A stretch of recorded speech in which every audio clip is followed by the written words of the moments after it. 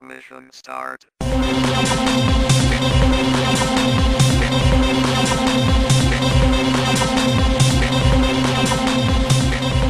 here we go.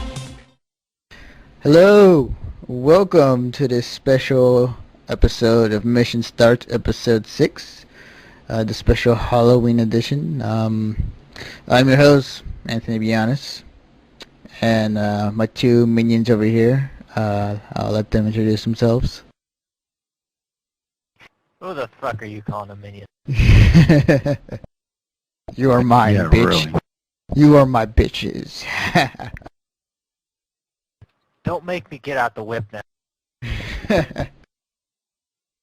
Just like what's her name did in the last episode of crap, forgot the anime, or one talking about Nate, the one that we saw where yeah. Seitokai. Yeah, who knew she was such a dominatrix? Anyways, go on. I'm Alex. You can call me Nate. Alright. So, yeah, we're, it's, Halloween edition. I can't talk right now, can I? Yeah, just, to let you guys know, we're recording this at like 9:30 at night on a Friday. So, I may be half out of it or in it, depending on how much sugar I have in me tonight. So, yeah. Alright, so we'll start off as usual, what you've been playing and what you've been watching, or both. Second segment, I'm still working on it. I'll keep it a surprise, but a hint of what is going to be called is Trick or Treat. And then Sunday is going to be the news segment. Yeah, so who wants to go first? Nobody really. Alright. Currently, I'll go first since I'm always the you one. go first. Yeah, since I'm the only one. God damn it!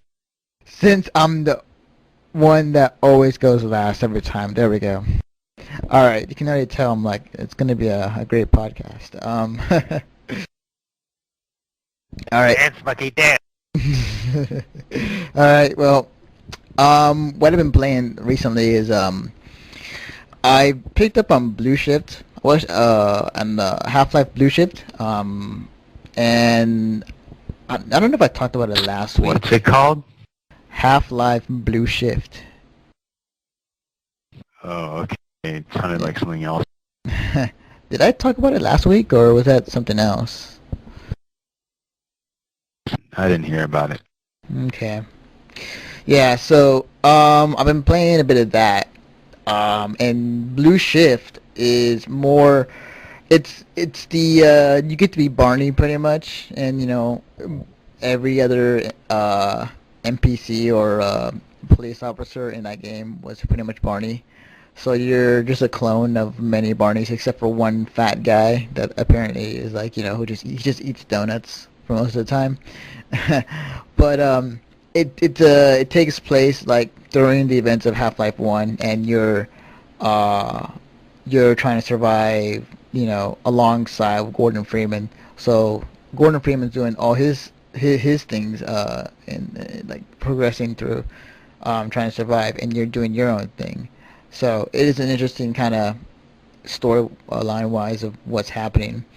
It's a really short game. So I think like 10 levels long or chapters. So there isn't much to it, but I'm already like more than halfway done. And it was the classic kind of Half-Life feeling. And I had to get back used to that. So like getting back to where I have to go on the ladder and like grab onto it right, or else I will fall to my death, which I kind of did periodically in that game. And yeah, I mean, like, you have your shotguns, your pistols, you got your crazy ass weapons in the first Half-Life game. And it's it's pretty cool. Puzzle. It seems like in the first Half-Life, like some of the puzzles were actually a bit harder than Half-Life 2. So, I mean, there are some hard ones in the Blue Shift, but um, yeah, I just kind of had to get my mind back thinking to the way I used to play it back in 1997. Yeah, yeah, or 97, 98 when this game came out. So, but yeah, I mean, like it's good so far. I mean, I want to. I'm kind of still empty on the story as far as Blue Shift is concerned, but I'm hopefully by the end of it there'll be a bit more insights to Barney's story a little bit. But aside from that, I've been really been going back to my PSP, and I've been really going back to and playing like MotorStorm, and Soul Calibur. I got it working again, and yeah, my PSP so far has been my reliable. It's been my source for gaming for these past couple of weeks. It's your faithful companion. Pretty much my second computer. So yeah, I picked up on MotorStorm recently, and the graphics on MotorStorm are really good. The tracks themselves, I mean, like there are so far what I've seen, they're well done. They're something you would see out of MotorStorm. Oh, and I probably should explain what MotorStorm is to people who don't know what the hell I'm talking about. What the hell are you talking about? It starts with motor, so that's a clue. Yeah. MotorStorm Arctic Edge or Arctic Rift. It's based on the PS3 game of MotorStorm 2, Pacific Rift, and MotorStorm is a racing game where you get to use different vehicles, motorcycle, big rigs, buggies, not tanks, but kind of your all four wheel kind of whatever runs on a dirt or sand or ice, and it already came out like a year or two ago, and it's pretty good. The second one at least, and yeah, it's and the cool part about MotorStorm is that they always have like these set paths you can take that is required for some people, and like say like you're on a motorcycle and there's a path specifically for you can use. It's optional, you don't have to, but it's like in some places in some places you can take this other path than the normal routes would be, and then also the fact that in this game, if you're like a motorcycle and you're next to a big rig and you're racing and the big rig hits you or like kind of nudges you, the real life of motorcycle versus a big rig doesn't go pretty well for the motorcycle. So in this game, if you're smaller than the opponent or the truck or whatever next to you, you will sustain some damage and you will not likely be knocked off the race and restarted and back onto whatever they place you on the track. But the PSP version, MotorStorm Arctic Ridge, is basically the same thing, except this time around you're in more of a snow level, and you use different vehicles like the MotorStorm games. And the cool thing about it is that, I mean, it has a set playlist already, the music you can have, but also if you have music on your PSP, you can add those to your playlist. So, like this one, it's funny because like one of the songs like I had just like turned on when I started a race. It's like, it's the song "Cake," "Going the Distance," and it was pretty cool. It was a pretty cool moment for me. I mean, it was like just kind of as it loads up and as you're like kind of your car being shown at different cool angles, and you hear like Cake just kind of having the song going around the background as you're revving up, and you're like, yeah, this fits. This is pretty awesome. But Yeah, it, MotorStorm Arctic Ridge is pretty good as far as, you can go back and play like a race or two in between classes or just to burn time. And it's for PSP and it's pretty good. And I forgot to mention the one last thing about it because I've been going on quite a long time about it already.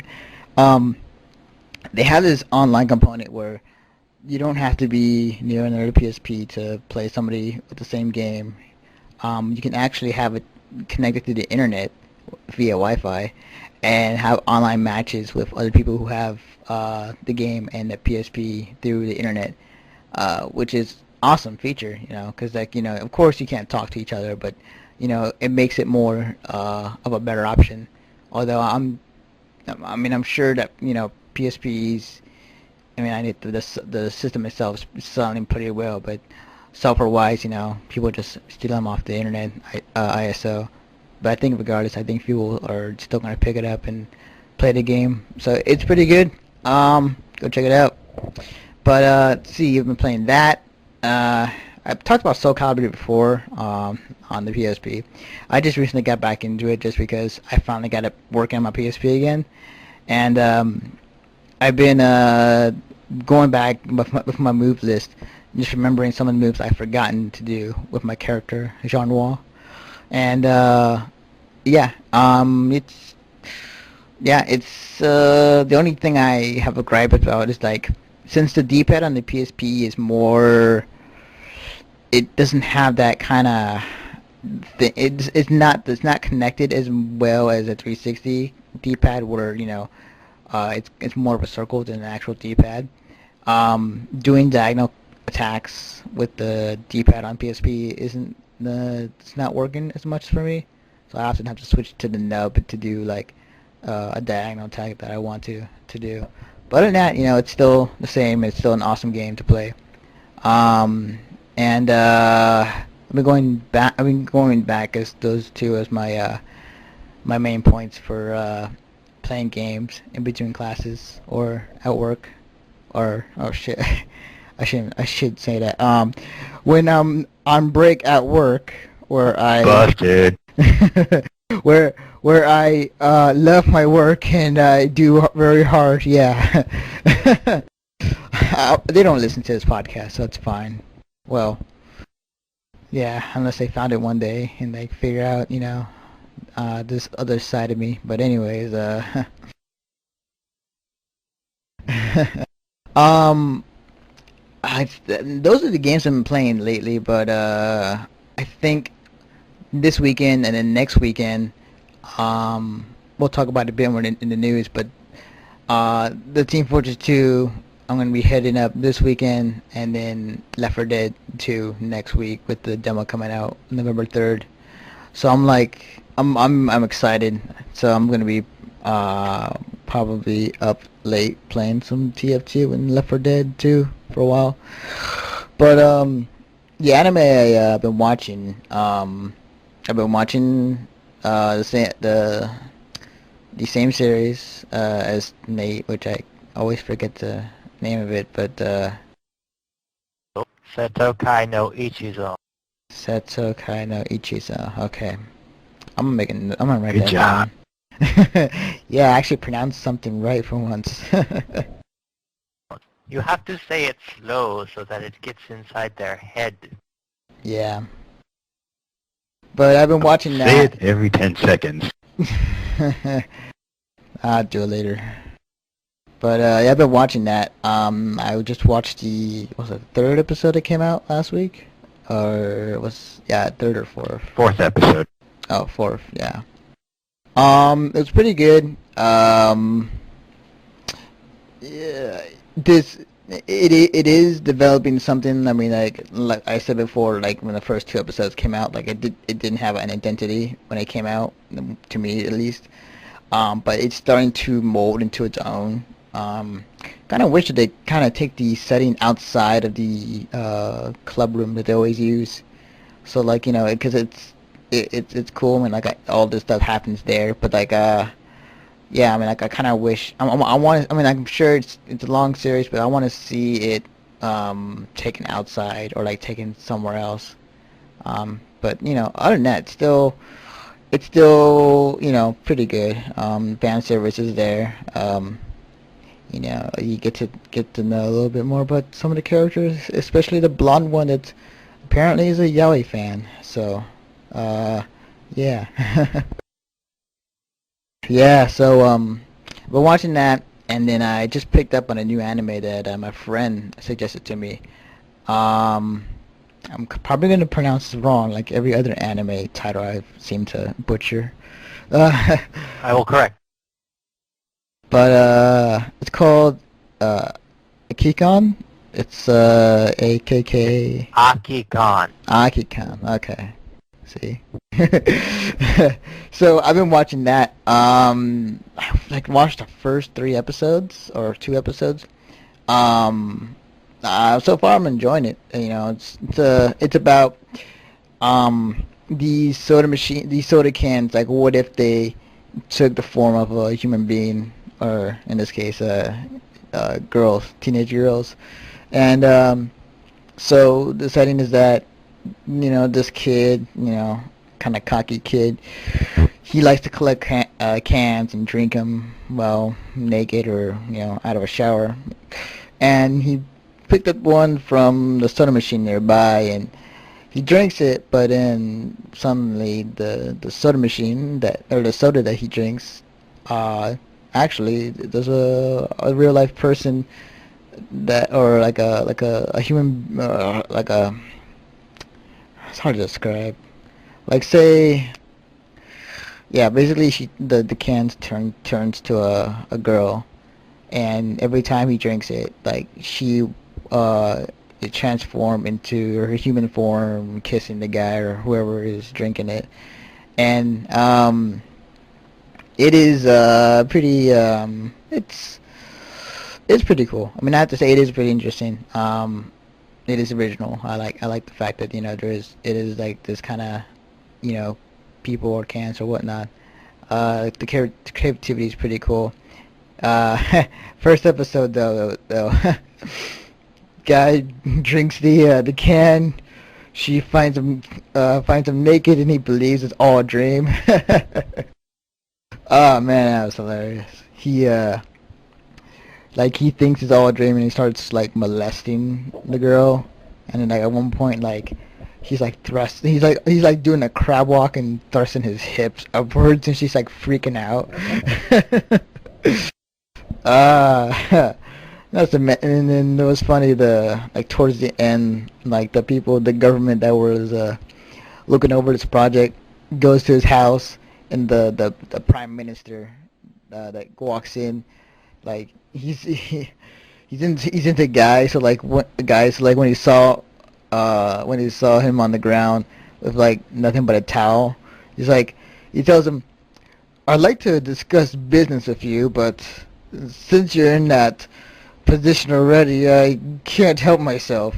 He starts to undress, and then yeah, shit happens. I mean, like, no yaoi or anything, but it's just hilarious. He like passes out, and it's like, yeah. So Interesting. yeah, so it's pretty cool. I mean, I'm enjoying it. So I'm on the second episode, so I'll probably continue it maybe later on this weekend.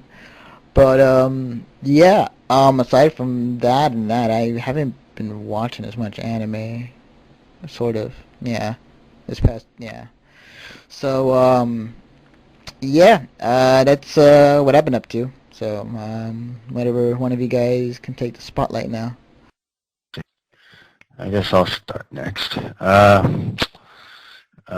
For games, I've been playing something called Crucius Fatal Fake. It's the continuation to the next game, the earlier game called Fatal Fake. Something similar to Sony PlayStation's Fate Unlimited Codes. Something similar, but it's more for PC instead of for PlayStation. It's kind of hard to explain, just basic fighting.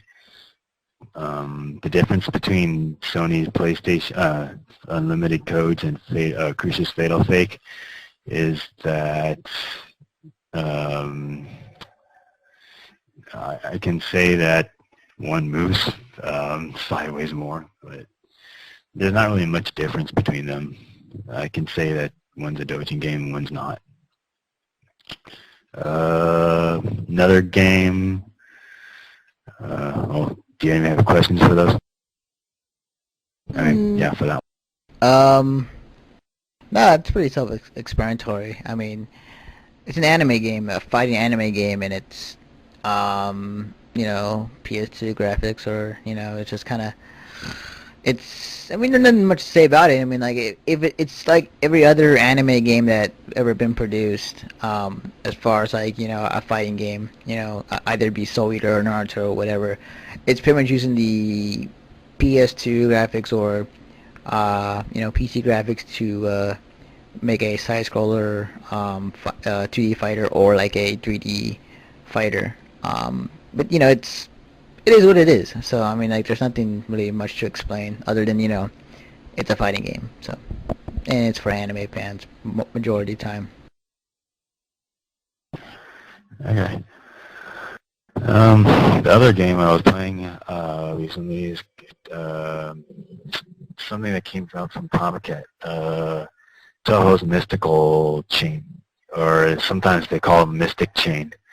It's another 2D side-scrolling game, somewhat from the graphics of either Mega Man or Mario, only you play two people, you choose both of them, and you make chain combos, and you play up to find a boss.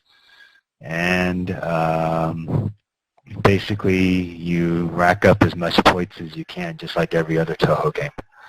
And I haven't beaten the game yet because sometimes you have only a limited amount of lives, and it's kind of hard sometimes. Even because even the difficulty's hard. That's all I can say. Yeah, I saw. Yeah. No, I was gonna say, like, no, I looked up a bit more on that, because the recent video that I found out that is pretty cool. I'll probably put on the show notes, but yeah, I mean, like, I looked up some of it before the podcast, and it reminds me of kind of like the 1942 airplane games where, like, you have like a bunch of shit coming at you, like these dots you have to dodge and avoid, and like it looks pretty damn hard. It looks as hard as, like, you have to be precise or else you will die within like the next little move that you will make and get hit. It looks pretty hard, but like, yeah, I mean, like, do you follow the story or what they're showing from these games? I try to follow the story, but the game I was referring to is an unofficial one, so it's not those vertical shooting ones. It's an offset of game that's trying to make its own from those vertical shooting ones. But they're trying to copy the difficulty from those. That's all I can say. You can try to compare it to those because they have easy, normal, hard, and the ultimate. That's the one that really, you know, it makes your mind blow. Why do you think people love to play these type of games? I mean, it makes you frustrated. I mean, why? Because it blows their minds. Yeah, I have no idea why. I mean, if you look up on the DeviantArt, you can see people. They make fun of some of the way. Even I mean, some of the people. I mean, you know, I don't know how they do it on the ultimate level, but some of those drawings, they like kind of make fun of them. All they do is sit on the computer, well, even though they have a girlfriend girlfriend's boobs right stuck in their face, and then while they're playing the game with a speech poses, "I'm trying to play the game. Get out of my face." That would be pretty sad, but yeah. I've seen an image similar to that. Yeah. If it were me, I'd be using her buttons more than the keyboard. Oh yeah, but I'm sure that they wouldn't notice. Yeah, you gotta find him first, pal. There ain't no strategy guide for that shit. True that. So, other than that, I was playing a recently new MMO that came out called Lost Saga. They're basically a basic brawler where you get to choose multiple characters. Supposedly there's supposed to be over 100 characters you can choose from, but right now they only came out with like 13 or 10 of them, but they'll slowly come out with more over time. Yeah, I saw it on your Twitter lately. What are you said like there's only like brawlers right now? Are there any other classes that you could choose from in that game? Well, basically they're trying to imitate heroes from other movies. Like there's one of them called the Space Trooper, which really looks like a stormtrooper from Star Wars. There's a hero that hasn't come out yet also that looks like Captain America. And they imitate some other ones like a Shadow Ninja, a Shadow Assassin, someone called the Crazy Sapper, which is basically a mind blow, blows up mines and all that, and every other stuff like mages and all that stuff. Is it free? Is this game free? Well, if I wasn't able to play it earlier, then it would have been free. So yeah, it's free. Oh, okay.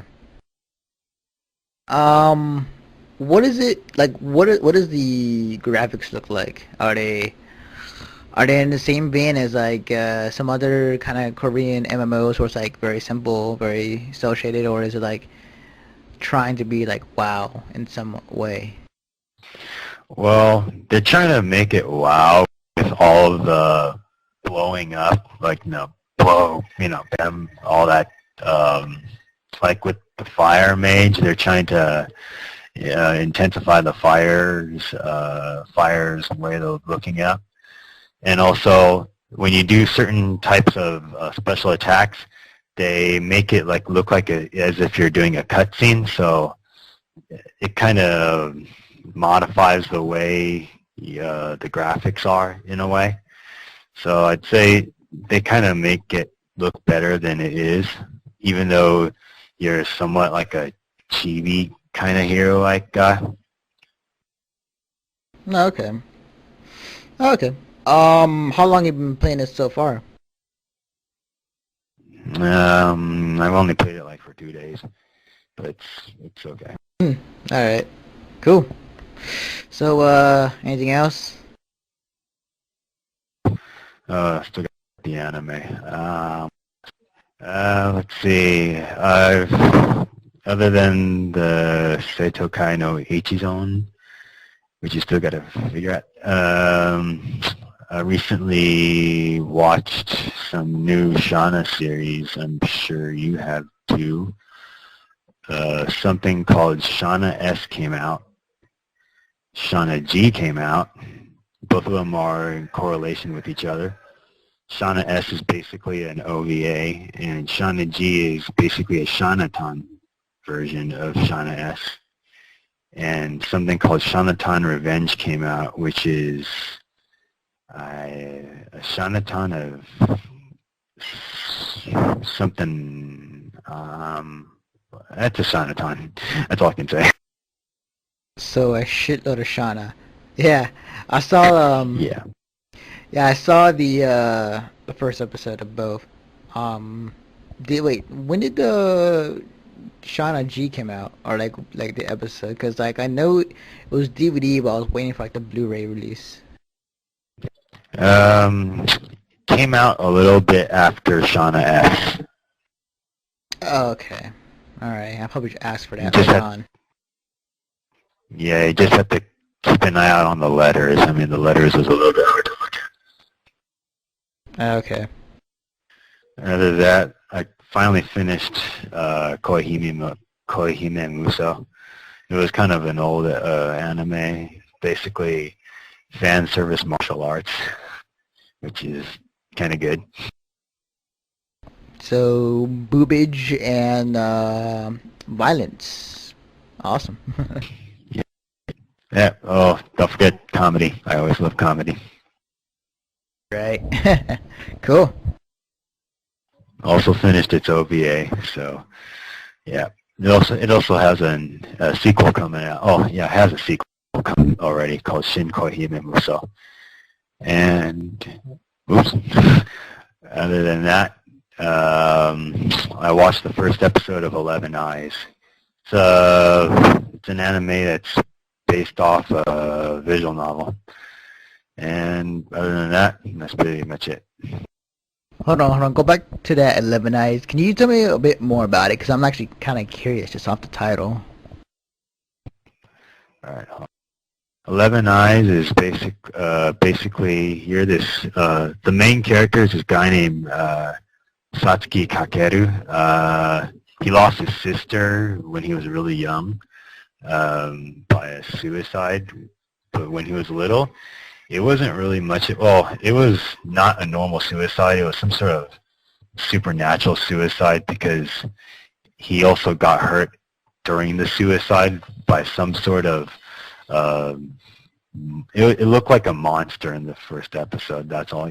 Because this monster, while she was dying in the first episode, this monster-like thing came out and hurt Kakeru in the process while she was dying.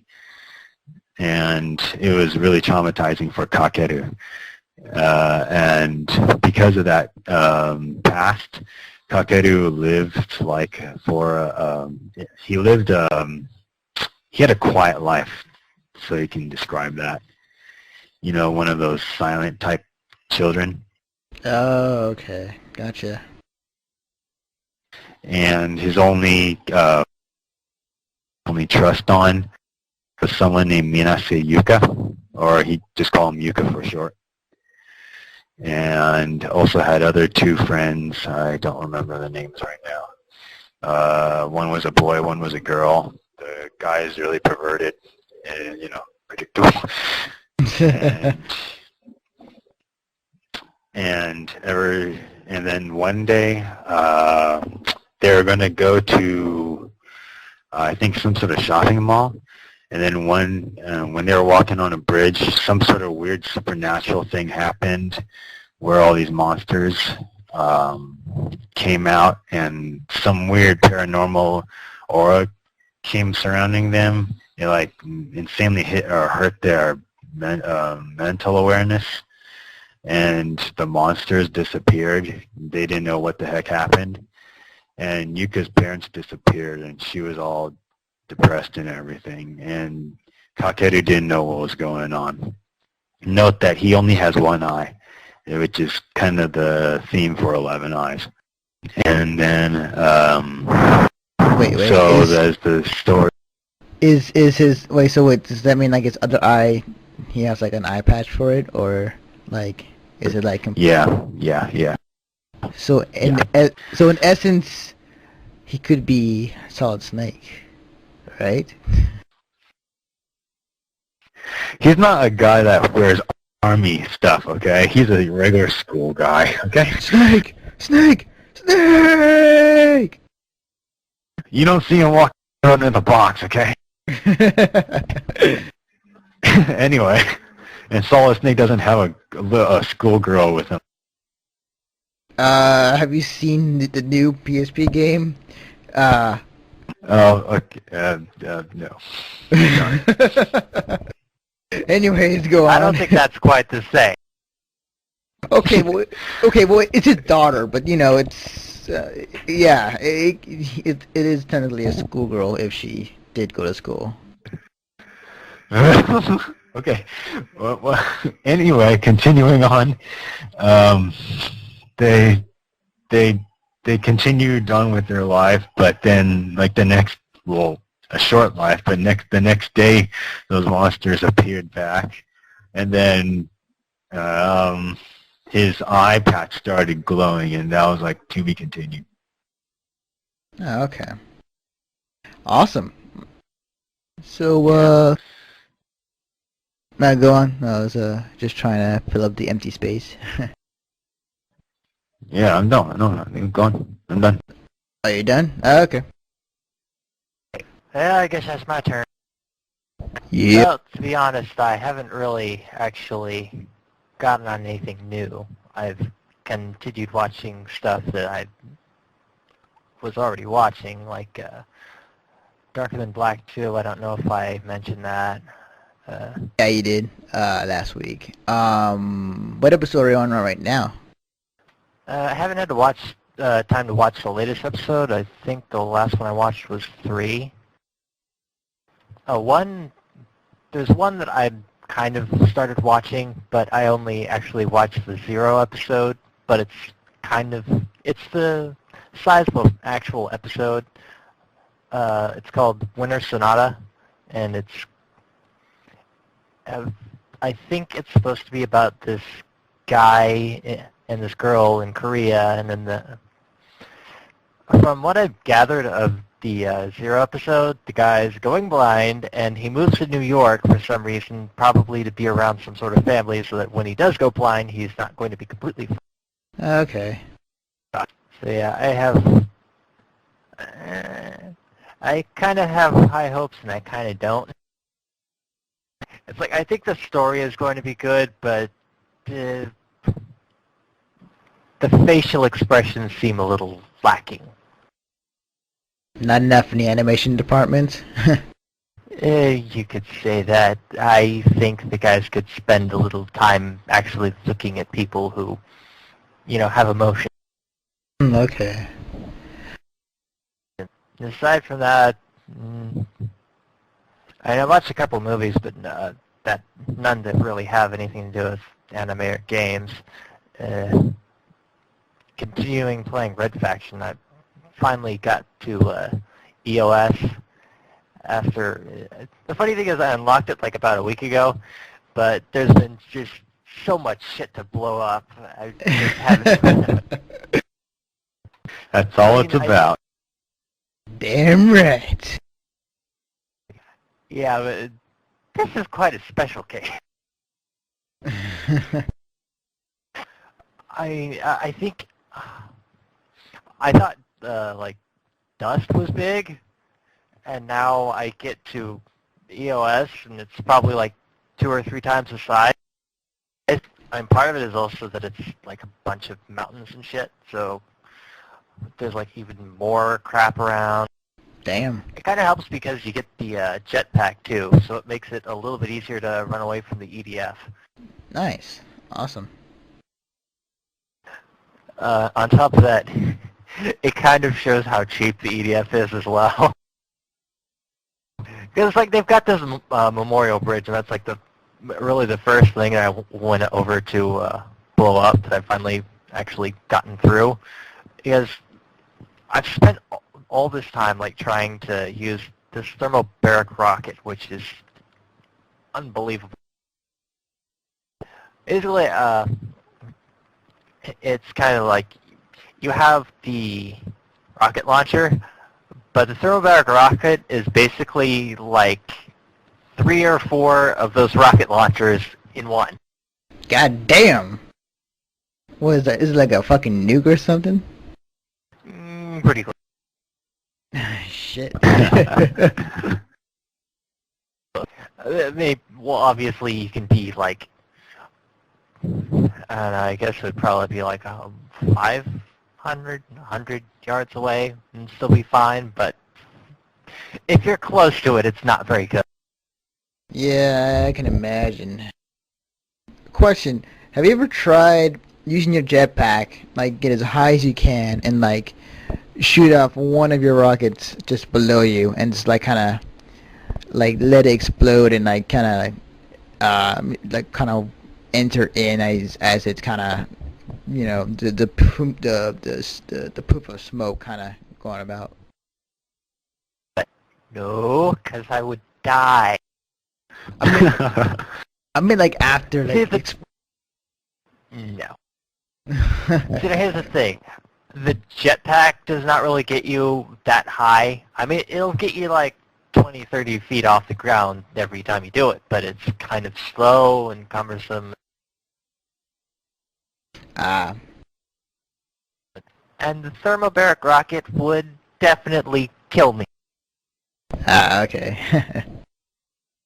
So yeah, my original plan was just to blow the living hell out of the bridge using the thermobaric rockets. And one of the things that I've realized is the EDF is really fucking cheap in EOS.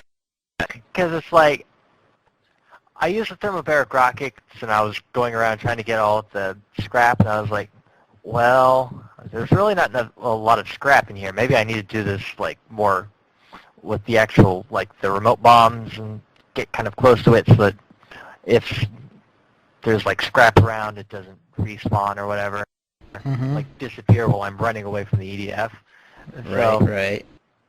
What basically happens is today I took like maybe a half hour to destroy this stupid fucking bridge, and I was using the sledgehammer pretty much the entire time, and then whenever my thing got too high, I would run away just to make sure that I could get all the scrap that I could before, like the area resets or whatever. And after all that, I realized I didn't get much scrap, and most of that bridge was concrete. Damn. And compared to real life, concrete is kind of a crappy material to be using in Red Faction because you don't get shit from blowing that up. Yeah. You could go through blocks and blocks of concrete all day, never a little bit of scrap. You have to at least have a little bit of metal in order to get any real amount of scrap. Right. So how much scrap did you end up getting out of your workload that you did? I didn't count, but not much. And how long did it take you to do all this? Half hour to an hour with the sledgehammer. Probably could have done it a lot faster with the thermobaric rocket, but I was trying to avoid attention. Right. Because the thing is, if I use the thermobaric rocket, that is pretty much guaranteed that I'm going to have tanks on my ass. Yeah. You're in their base, so like pretty much anything you set off or make, the loudest noise, they'll like be alerted, and you got like a shit ton of units just on your ass. No, it's just because it's a thermobaric rocket. Okay. Yeah, that's pretty much it. Okay. Cool. Well then, in that case, we're gonna take a short break, and then we'll come back and we'll have a topic to discuss. I'll figure out somehow for tomorrow. But I'll just entitle the topic for tomorrow, Trick or Treat, since it is Halloween weekend and everybody's going to be out tomorrow night or whenever you hear this podcast, probably Monday.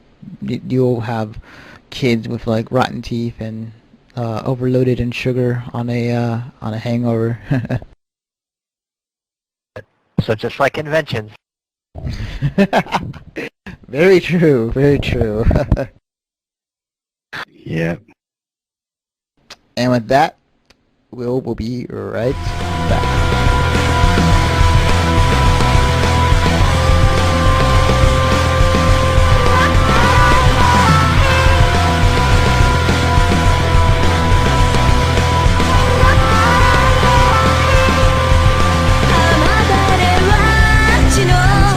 しずくと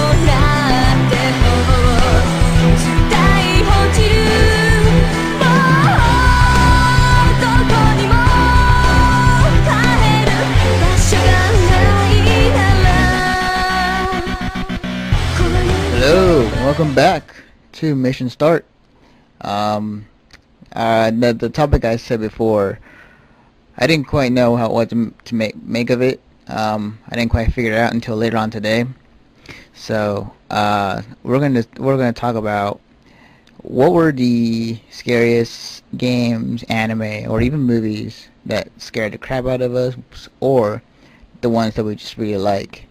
And then we'll move on and talk about how cosplay has gone into the mainstream, especially during Halloween. So, yeah, guys, who wants to start off with anything that scared the crap out of them when they were a kid or even now? You go first. All right, fine. Let me think. Yes. This section, this podcast, everything starts off with you.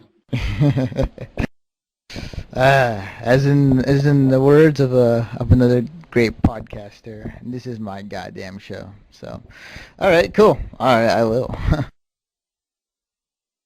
Okay, so I think the scary, I mean, like back then when I was like what, 8, 9, maybe even younger. My cousin gave me a bunch of CDs for the PlayStation 1. One of them, one of them was like part 1 or part 2 CDs, for Resident Evil 2. And, when I put that on and when I played that, like, I was so knee deep trying to get it finished, but every time I managed to finish the CD, like I didn't have the second one, so I was like able to finish like halfway. But like, man, it gave me just like the nightmares. Like it scared the shit out of me. I mean, at the time, seeing an undead zombie, like the first kind of screen you see, where like it's like the camera's panning up to the face of the zombie, and zombie eyes looking at you. It's like, yeah, it scared the crap out of me. So like, yeah, man, for me, Resident Evil 2 was like the scariest shit in a video game that scared the crap out of me. But let's see that, and then let's see what else. Movie wise, like I don't watch that many horror movies, but I remember one horror movie that like scared the crap out of me. Like I saw it once and like I got nightmares the next night. It's a kind of old movie. It's called I think it's off of Stephen King. I'm not sure, but it was named It, the kind of vampire clown or whatever the hell he was.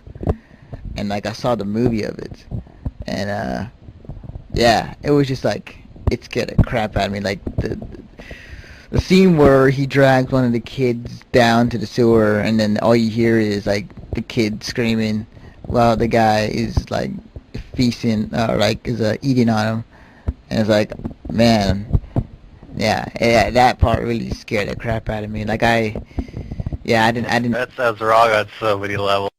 I know it does. But man, like when I first saw that, I was like, yeah, I just had some sleepless nights for the past couple of days. But man, yeah, it was pretty scary for me at the time. And then anime wise, I mean, like I didn't see no horror anime until like a year or two, like earlier, or like, I mean, like I haven't seen like any horror anime until like recently. And the thing that brings it to mind realistically is the Higurashi series, especially the first season. It didn't scare me, but like it had some scenes where like, it was like whoa, like it like, yeah, if I was younger, I'd be like kind of scared and not watch the series ever again. But like just some of the scenes that kind of was a bit disturbing to me. Spoilers alert, but like the part where during the twin arc with man, what's her name? Shion and Mion. Yeah, like I mean, like, it was a good arc, and it left me guessing as to who was really who, towards the end. But like, um, man, like, towards the like, I can't remember how exactly, but like, towards the end, like, where one of them, is about to stab KG with one of the nails while he's in bed. I don't know why, but that seemed to like scare me in a way. I don't know. I can't remember exactly, but like I just know that art kind of left me guessing and left me kind of in that shock factor kind of way. I never looked at green hair girls ever again.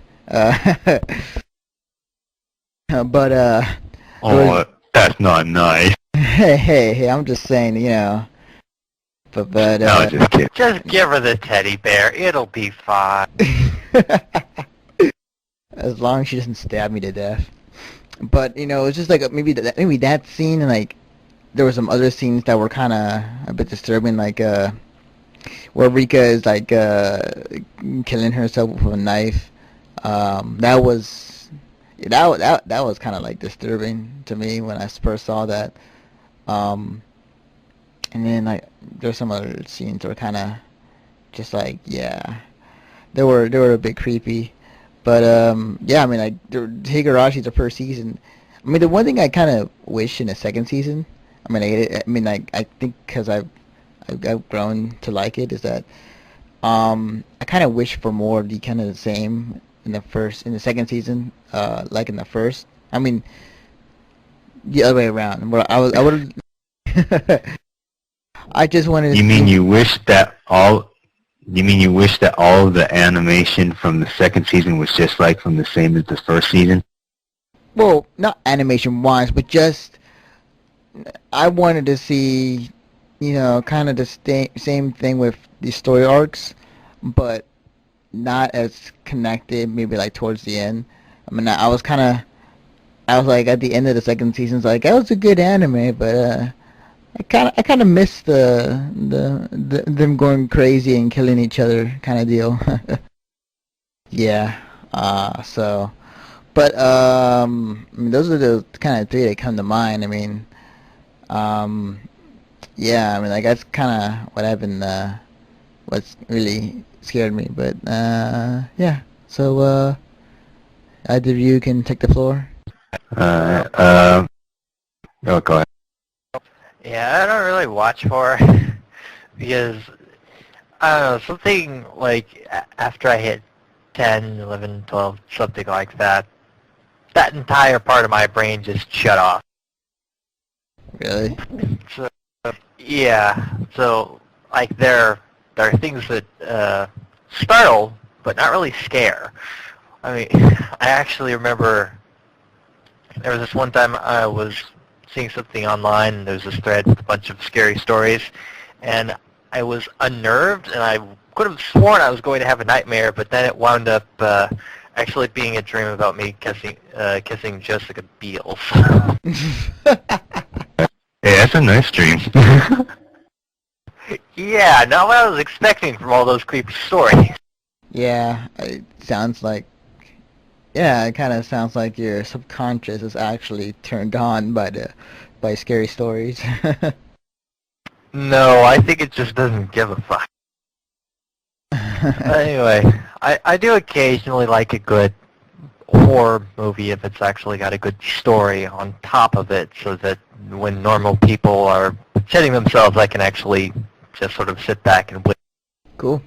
But one that I recently saw was Paranormal Activity, which is apparently getting a lot of attention now. Oh yeah, I've heard about that. Yeah, I've been hearing some good reviews about it. Yeah, it's actually pretty good. Like I said, the sort of creepy part of it still sort of translates. So I did like the story. I liked where it was going. Man, this will be a spoiler, but anyone who watches this movie, expect the psychic to be a complete pussy. Does it like fuck the mind, pretty much? I wouldn't say it's really a mind fuck. It's kind of like, it's just the kind of shit that happens that kind of like gets under your skin a little bit. Ah, okay.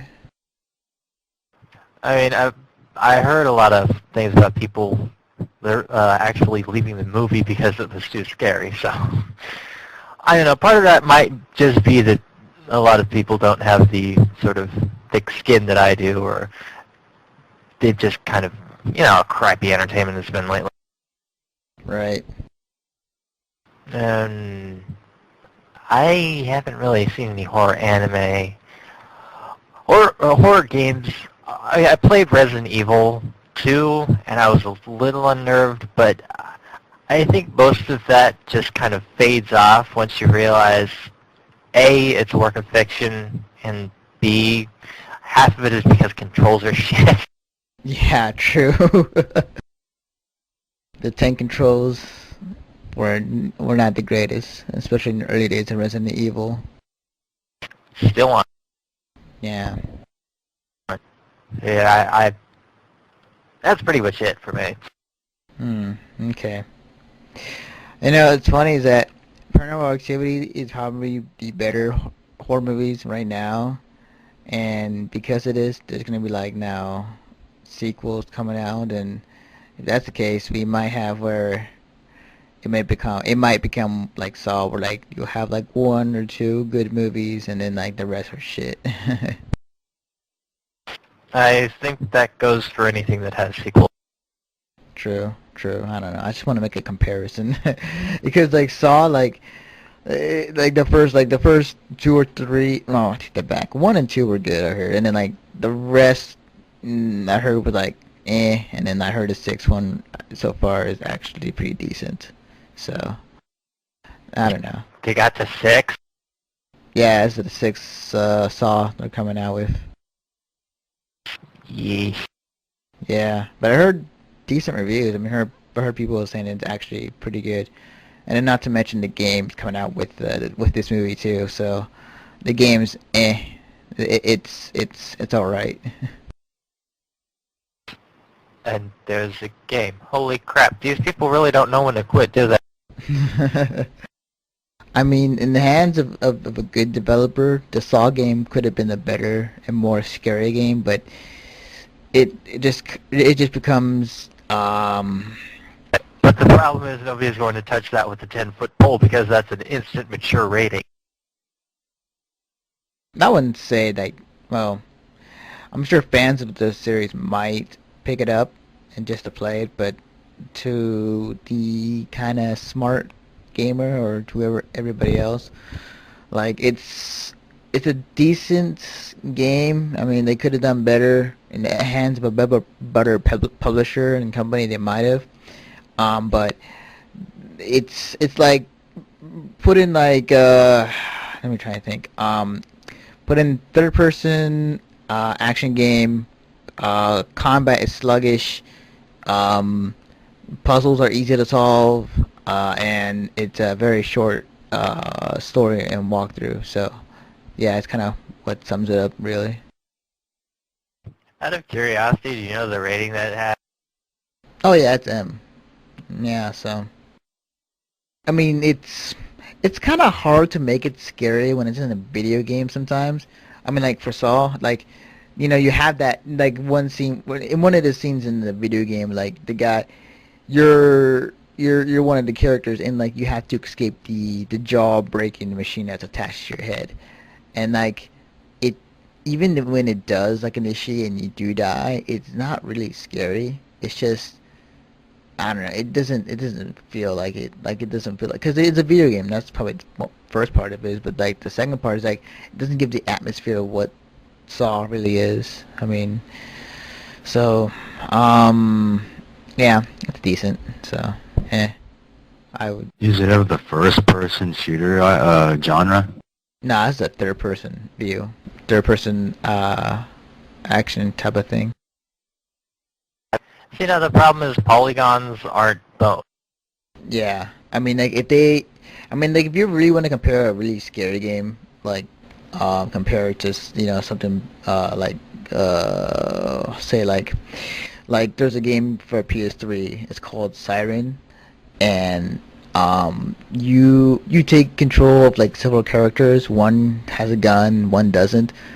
And like the graphics on that look way more better than Saw ever does. But it was more of the kind of disturbing, kind of fuck with your mind kind of game. But it works very well. That, and I could think of a number of good example of good scary games like the God, what do you call it? The one on the Wii or on the GameCube for a long time. It was like it was like you use a camera to take pictures of ghosts. Fatal Frame. Luigi's Mansion? No. No, wait. I'm just kidding. Fatal Frame, dude. Yeah, Fatal Frame was a good horror series. And I think even released one more for the Wii. I'm not sure they're making another one, but that was a good horror series that really kind of gives that very scary vibe and that very kind of fuck with your mind kind of thing. We should probably talk about Silent Hill too. Yeah, Silent Hill 2 is like probably the first of all the best probably story for a game for that genre, and second it's pretty creepy. It has some sick shit that well, given if you play it now, it's you'll still get some scariness out of it, but like back then when it first came out, I'm pretty sure it's scared shitless like some kids out there who played that game. Have either of you played Silent Hill 2? I didn't get very far. No. See, the problem is my controller. I'm trying to play it on PC, and the controller scheme is kind of fucked up. See, considering how old it is, it doesn't really have the Xbox 360 thing, so I kind of have to, at some point, install a program and get all the shit done manually and figure out what the hell it was before. Right. Yeah. Yeah, Silent Hill 2. Yeah, it's a pretty creepy game, and like kind of Resident Evil, like the combat controls are very sluggish. They're not the best. But the way that they tell the story in the game and the way the kind of enemies you see makes it more creepy and very well done. Yeah, it's probably one of the best horror games, really. But yeah. So Nate, anything you played or watched or whatever might have scared you back then, or or liked? Well, back then, let's see, well, way back then, when I was little, that was like back when Chucky was really popular. Oh yeah. I wasn't back then I was just only watching TV. I wasn't really deep into video games, but I was just normally watching TV with the folks. So whenever there was whatever movie that my mom or dad was watching, I would just started watching it. And sometimes they would be watching scary movies, and I was just like, when there was a scary movie on, I'd just watch along with them. And if it was scary, the fear factor wouldn't really kick in until like maybe 2 hours later, and it'd probably some random thought would probably happen, like maybe this would happen to me, or this would happen to me, something from the show or something. It can be something real that might happen from it, or something absurd, like, I don't know, some sort of fear of the dark or something. Like, something like a normal little child would have to, think about. Okay. Then later, when I started playing video games more, sometime I think back in the when I went to the Bay Area, there was this one PlayStation game I played. It was still Japanese because my friend played Japanese PlayStation games. I don't know what the game was called, but you played this woman, and you were in a hospital, and for some reason the hospital was haunted. And once you walk into a certain corridor in the hospital, it turned into some sort of haunted house. I don't know what it's called though, but it was like some sort of rainy night, and you like pick up clues. Maybe you might know it. The only game I'm thinking of right now is was it Clock Tower? If you can describe what the woman looks like, maybe. Okay. Was she blonde? Did she have glasses? I can't remember exactly. Okay, but during the game, they like all she could do was like run and hide in the game. She basically just walked and gathered clues, and sometimes she'd find bloody, gory scenes and all. I don't know. You got me on that one, so. Okay, well, anyway, and then after that, during watching anime, watched I eventually lost that fear factor, and I eventually thought something scary was actually it craved for thrill. The one thing I really wanted to see was the Winchester House. I never really got to see that, Winchester House. Oh, okay. Cool. So then after that, the Higurashi and Elfin Lied, those are the pretty cool stuff. And, yeah, and so on. I think it's, the funny thing is about anime horror is like it's meant to kind of scare you in a way, but like sometimes it's kind of scare you when like you got hot anime chicks in the anime. So it's like it's supposed to be scary, but like you're like you seeing these girls, it's like I don't know what to feel. I mean, am I supposed to be scared or am I supposed to be turned on? I don't know. Oh yeah, it's not scary for me. It just gives me that little adrenaline thrill, and then I think about the other mystery and all those girls. I have a good mystery to solve in that one. Oh yeah. Yeah. But I think what's funny is that now that I think about it, there's like one. I mean, I saw my brother play it, and I played a demo a while back, and I had one of those oh shit moments when I was playing it on Xbox 360. The Dead Space game that came out like a year or two ago. Oh yeah, the one I told you about? Yeah. Dead Space, it got some, I had some scary moods in it. The creatures themselves at first are pretty disturbing, pretty sick. Especially the ones that are like, the babies are flying around you. It's kind of nasty. Yeah, the first time I played that, I was like, whoa, what the heck are those things? And then all of a sudden they start, killing your members. Yeah, and like there is that tense moment where like you have to chop off like the arms and the legs, eventually the head, so that you won't get eaten or whatnot. Like some of the creatures in that game are pretty disturbing.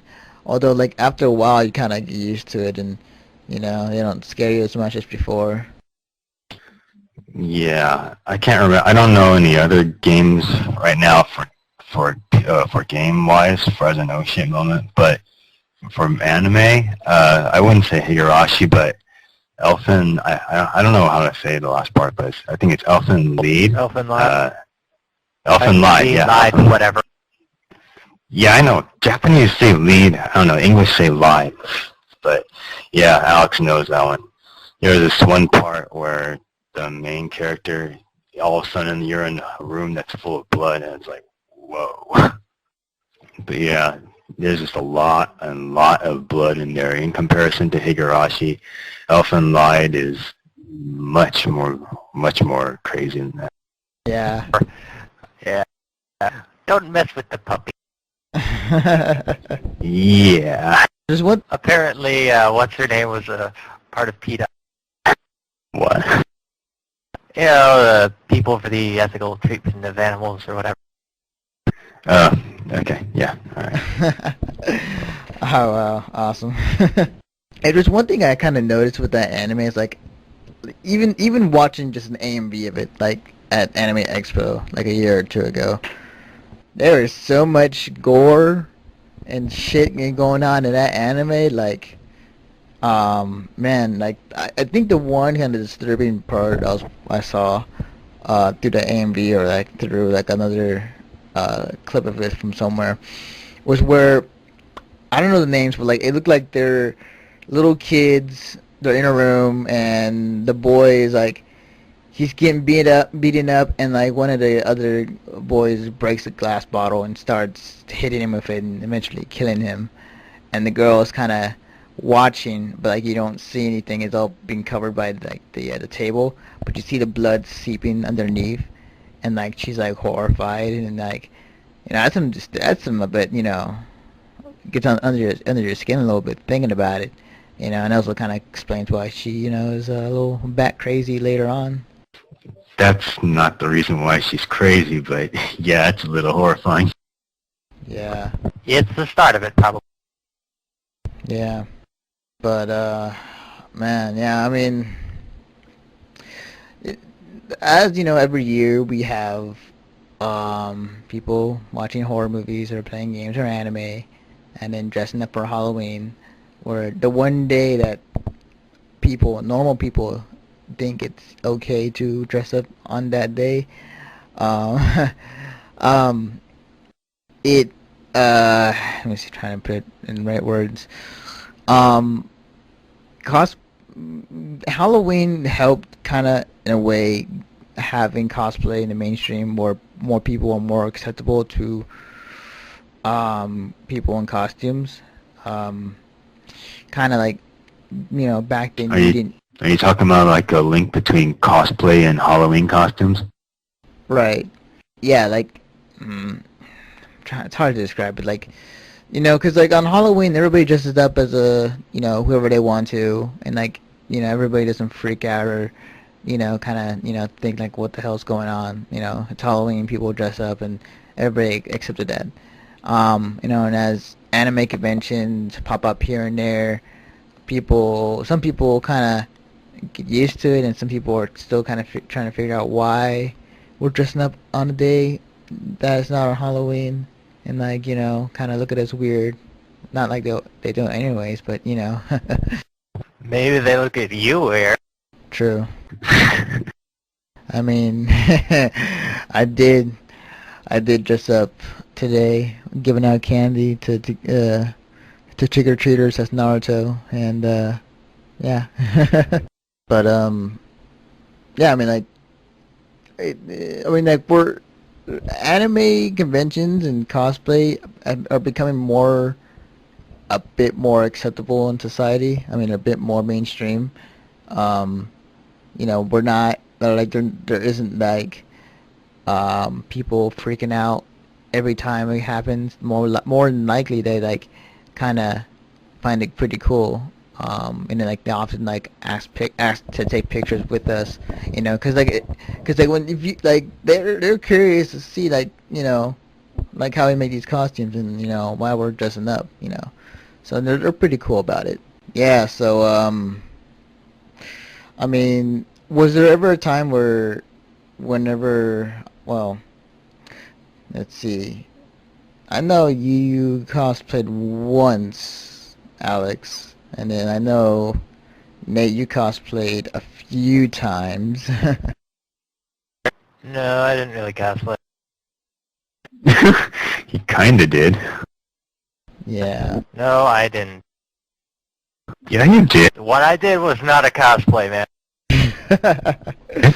I guess, well, fine, whatever, man. Dude, it was an obscure anime, and nobody would have counted it without the gun. Fine, but you had a little sign that said you were losing a gun. Yeah, true. Fucking con security. Yeah, whatever. Yeah, but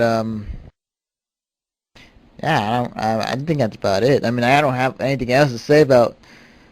I'm like, you guys can think of anything like as far as linking how cosplay has become more mainstream thanks to Halloween in some ways. Well, I can say that Japan has a lot of favorites in certain things like this, like probably like considering costumes. I was listening to something on the radio yesterday or the day before on concerning Halloween candy. This is somewhat similar. You know the candy Kit Kat? How we like it as it's one of our favorite candies to serve around Halloween time. Well, in Japan, they really like Kit Kat. In fact, they have over 200 flavors of Kit Kat. No way. No lie. Wait, In wait. fact, What flavors do they have? Because I know we only have like chocolate or like maybe even like cookies and cream, but like, well, what flavors do they have? well, they have green tea Kit Kat. They have a special spring edition Kit Kat. I don't know what that is. They have I don't know. They had some bizarre names for them. Like they had special season ones. There were some weird ones, but you can just think of something. But yeah, there was this one girl who was going to do this, or I think it was a spelling bee or a pageant, and she glued, I don't know, rhinestones all over her Kit Kat as a good luck charm. Interesting. Go on. Yeah. Because By any chance did this girl get tested for any sort of mental incident?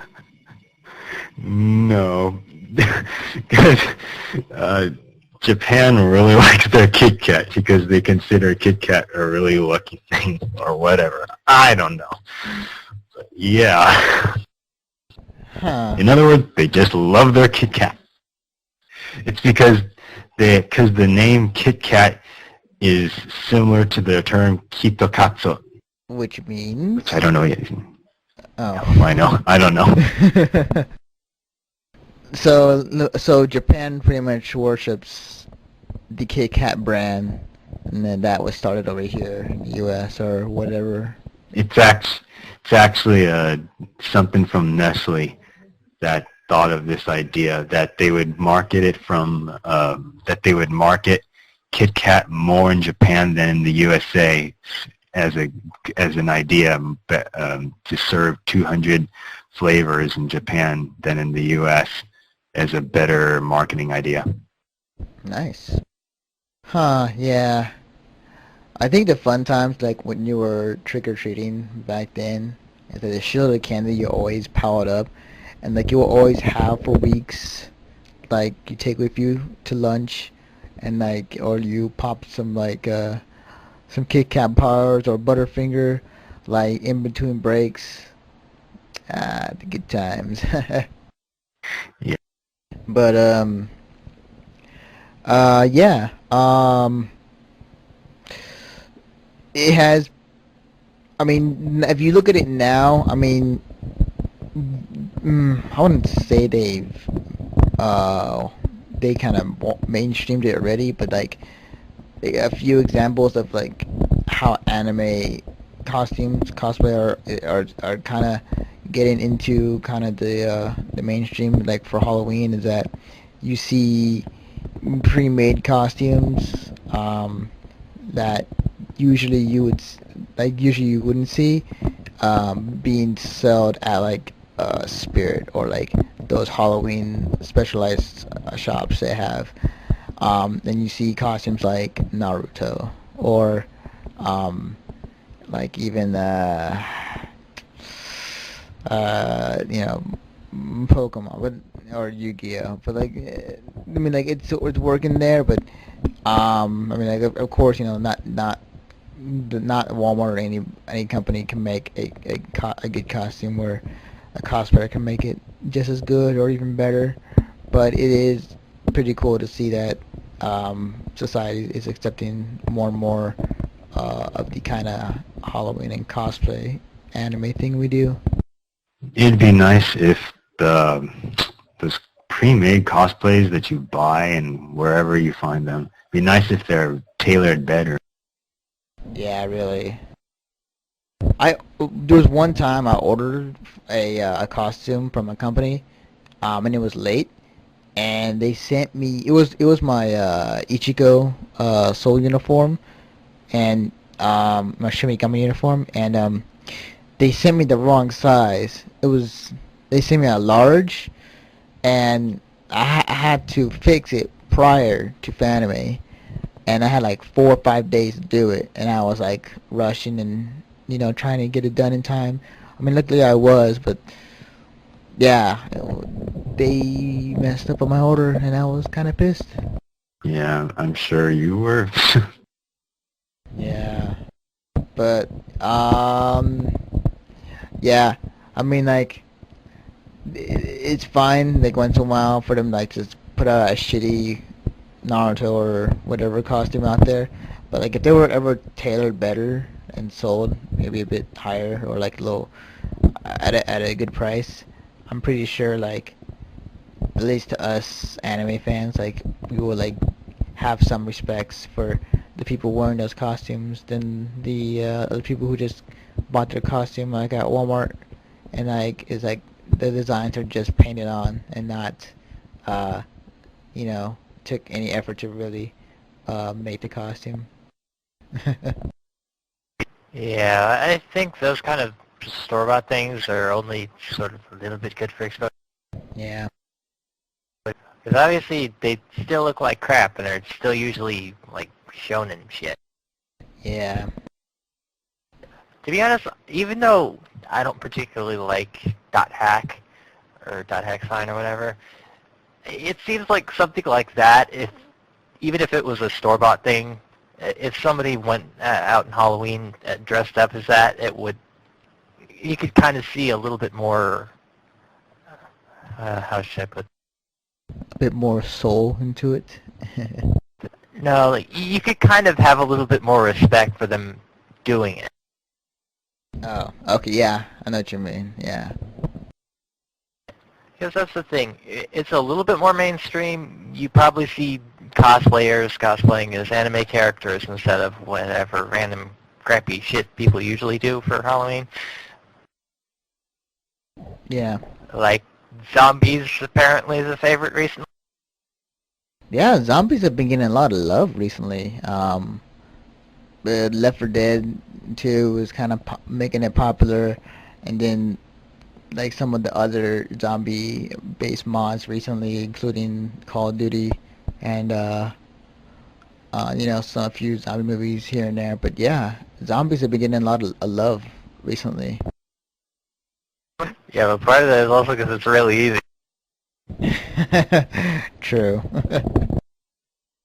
I mean, there's like, you can make fake like scabs and shit like that, but aside from that, it's basically just a character and blood. Yeah, and all you do is either you be like the type of zombie where you walk slowly, or the 28 days later type of zombie that you run at you and kind of just gnaw at your innards at a very fast pace. Yeah, I think that really when more sort of non-mainstream anime characters are sort of out there, obviously the cosplayers will probably be part of this mainly now. But once that sort of becomes sort of the usual thing to do for some people, I think it'll sort of catch on to people who, like I say, maybe watch anime on occasion, but aren't really that much into the fandom. But Halloween's already there, Yeah. so it's like they may figure for one day they can kind of do this costume of this character that they thought was cool in this anime at some point. Yeah. Yeah. I don't know when that day will be, but as time progresses and as time, you have people be more comfortable, and you still have your anime conventions where thousands and thousands of people come every year. And then when Halloween pops up, they'll look at it too, and they say like, it's not so different. Anime conventions and Halloween, they're basically the same thing. So what they do is, for anime fans, what they do is they have fun on those days, just like on Halloween. So it's not that they're weird. It's just they like to dress up and have fun. Yeah, hopefully they'll also get some more people with emotional stability into the scene. Yeah. Although I think we all have our stories for that. yeah, I think that you brought it up earlier, but this is pretty off topic. But did you guys ever think of a zombie plan if it ever happened? Bring med packs and some guns. I think mine involved looting a gun store or someplace with guns, getting a bunch of shotguns and ammo, then raiding a meat factory and a Pocky factory, and then just completely barricaded in there. Hockey. But eventually you're gonna run out of food, and ammo and ammunition for your guns. The food isn't a problem because meat can be made into jerky. Oh, dude. You're gonna have some zombie jerky? Not zombie jerky. You're going to the friggin' meat factory. Oh, okay. Yeah. But like, what if? Okay, so the question. You can always repurpose the cutting machinery for some more up close and personal methods. Right, right. But like the thing is though, is like, if it's the Walking Dead zombies, I'm pretty sure that won't be a problem for most people, cause like we could just shoot them like just standing there, like in the head, and don't have to worry about anything, and just kind of go around doing that. But like if it's like the 28 days later kind of zombies, where like they come at you running, man, that's a whole nother story, man. Yeah, I don't think there's really any good plan for that. Yeah. My zombie plan was just move up to Alaska, like where it's cold, because I figured that zombies. Theory is that if zombies were gonna try to go across the cold front, the cold snow, trying to get to like Alaska or somewhere cold, like they'll end up freezing to death pretty soon, and like they'll freeze, and like their arms will, like, I don't know, like grow like the icicle and pop off, or like they'll stop moving like altogether and like just become frozen over time. Well, if you assume that their bodies don't really generate heat as well once they become zombies, then yeah, that would probably work. Yeah. But yeah, I've been thinking about that would be my plan. I'm not sure though. I kind of rethinking, like, in case that doesn't work, because if zombies, like, pretty much only thing working right there for the zombies is their brain to some capacity, like the basic functions of what a zombie can do. If they have one. Well, they do. It's like the body needs a brain for it to function in some way. Zombies, they're dead, but their brain is still alive to some degree, and able for them to move and to eat and kind of keep going. On a very low-level scale, I'm sure. More like a rotten brain. Yeah. I mean, like and I'm pretty sure that they don't have no feelings in their bodies at all. So I'm pretty sure, like, you know, when when they go across the Atlantic or go across some icy cold place, like they would keep going to the point to where they'll like their like ice will start to form on their bodies and eventually makes their bodies not able to move anymore eventually from the cold and the ice. But it's a theory, but it sounds logical in some ways. So yeah. So in case any of you are thinking, yeah, make a zombie plan. And if any of us become a zombie, just remember, as we are eating your innards, you are being eaten by the podcasters that once were humans and now are zombies that loved anime and video games. Speak for yourself, man. I'm not dying in that shit.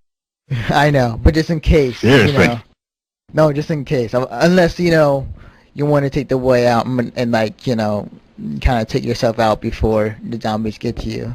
But yeah, yep. So yeah, I'm sure you trick or treaters out there are pretty much eating candy at this moment and like trying to rot your teeth away as you listen to this podcast, or as you like having that huge hangover the day or 2 days after Halloween.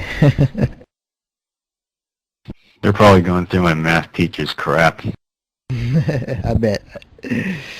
All right then. So when we come back, we'll come back with the news, and yeah, we will go from there. James, honey, did something happen to you? After we got separated in that long hallway? Are you confusing me with someone else? You were always so forgetful. Remember that time in the hotel? Maria? You said you took everything, but you forgot that videotape we made. I wonder if it's still there. How do you know about that? Aren't you Maria?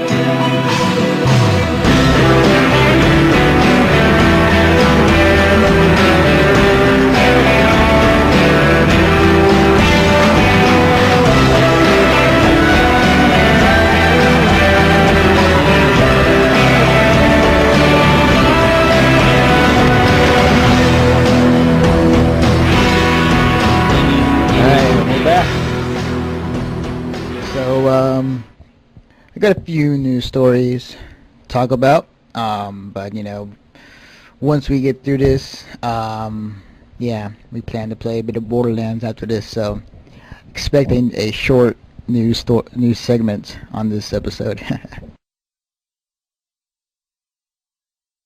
All right, so the first story I want to bring up is brought to you by GameSpy. Minors excluded from social networking on Xbox 360.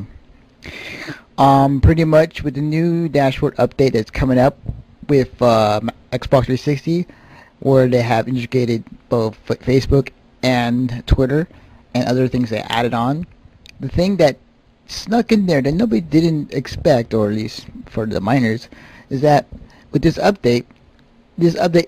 update can block people or minors who have 360 accounts and cannot use the Twitter and or the Facebook function because you have to be 18 to use it, which is kind of lame, but at the same time, I don't know. I mean, like, I'm over 18, so I don't really care.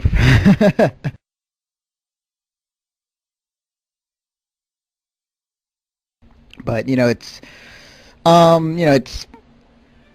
it is what it is. I mean, like it is a harsh thing for minors, but at the same time, it's how things roll.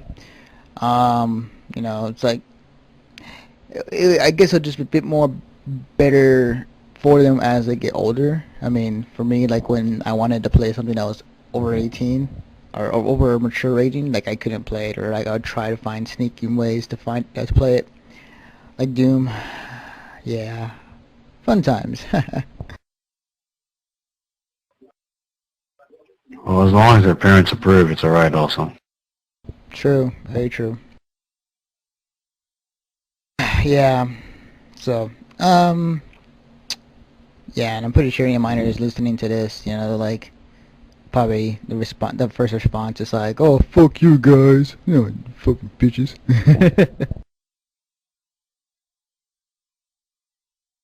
Anyway, all right. The next news story I want to bring up, also thanks by GameSpy, National Toy Hall of Fame honors Game Boy. Nintendo's Game Boy inducted into the National Toy Hall of Fame. So the original Nintendo Game Boy was honored to be in the National Toy Hall of Fame, where among other inductees this year that were competing for that same spot was the Big Wheel, Cabbage Patch Kids, and the Paper Airplane. But it is cool to see that the Game Boy is being honored in a way where it's been the longest lasting piece of product beyond the stages of the fad that people have been saying, and that this Nintendo product as a whole, with the Game Boy, with the Game Boy DS and everything else that came after it, has been going for this long since the early 90s, and has majority dominated the handheld market for so long. Was it like in the early 80s it started? I want to say yeah, because I remember getting the fat Game Boy when it first came out, and like playing Tetris. I played the shit out of that game, but I think it did come out like in the early, I want to say the early 90s, late 80s, I want to say. I think it came out like right before I was born. Yeah, I can't remember either. What was your first Game Boy that you played? My first Game Boy, the fat Game Boy. Awesome. What games did you play on it? I remember going to my uncle's place, and then I played the Super Mario Brothers, and then I always felt, I was like, I think they also had Tetris. Yeah. I didn't really like Tetris because I was really bad at. I didn't get the whole concept of the game until later, that you had to like clear out all those blocks and stuff. I always liked Super Mario and all that. Cool. Yeah. Man, I remember when was the Game Boy Color when that came out, and I had the Game Boy Pocket, and it was, I looked at the color one, and I was so jealous of my friends who had that. Man, I told my dad, like, hey man, look at this, it's in color, we have to get it, I was so excited. Of course, I stuck with my Game Boy Pocket, but oh man, yeah, at times like when I was seeing other people with their Game Boys and have better versions of mine, I was like, damn man, I wish I had that. But yeah, my first Game Boy was like the original fat Game Boy in Tetris, and that was like my only game I was playing. But yeah, it was pretty awesome. Yeah, but you can see from that one website picture that shows the news of what you say. The original Game Boy doesn't really look like that. That's more like a Game Boy Pocket. When Game Boy Pocket clear picture, more like the Game Boys have more of a little blurrier picture. Man, the first time I've played the Game Boy Pocket, that's what I got the first time. Game Boy Color, out. Yeah, the screen resolution of the Game Boy back then was not the best. Like the green textures and kind of mix matching with with the way the black was handled with it, it it wasn't the best looking thing in the world. But as kids, like we didn't care. As long as it's a video game and it works. Yep, true. So, Alex, have you ever what was the first Game Boy you played, or what was any of them that you have played that you really liked? I think I started off with the Pocket, and then eventually, once the color came out, I got that too. Nice. What game? And then, well, I started off with basically just Pokemon. Ah, yes. I think I would rent games up until probably about when Game Boy Advance came out, and then I started playing some of the Mega Man Zero games. Awesome. Yeah, that's a game that we forgot to mention, is that when Pokemon came out in the original, like the blue and red version, and at the time the anime had came out on over here too. Like, I remember taking it out and just religiously playing it when Pokemon came out, and I had the blue version, and man, I came so close to collecting everyone except for Mewtwo. I was like the only one I forgot to capture. I did capture Missing Note, but yeah, Pokemon was such a time sink. It was such an addictive thing for me. Pokemon was the reason I actually bought a Game Boy Pocket.